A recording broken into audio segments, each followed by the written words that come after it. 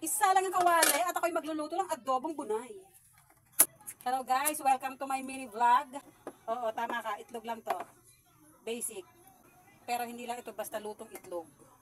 Itlog mong boring, gawin natin exciting. Ilagay na ang pawel. Ayan, konti lang. Pangontra sa aswang. Ilagay ang sibuyas. Ilagay na ang mga bunay, sabay-sabay na. Bunay ay itlog ko. Isa hindi nakakaalam. 4, 6, 8, 10. 10 itlog po ang aking inadobo.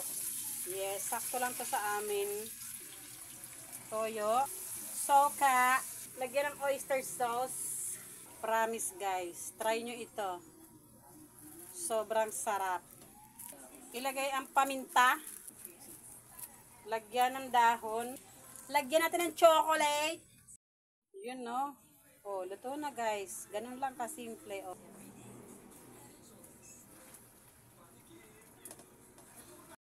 Luto na ang ating adobong itlog. Let's go, guys. Kain na tayo. Thank you for watching. Bye-bye.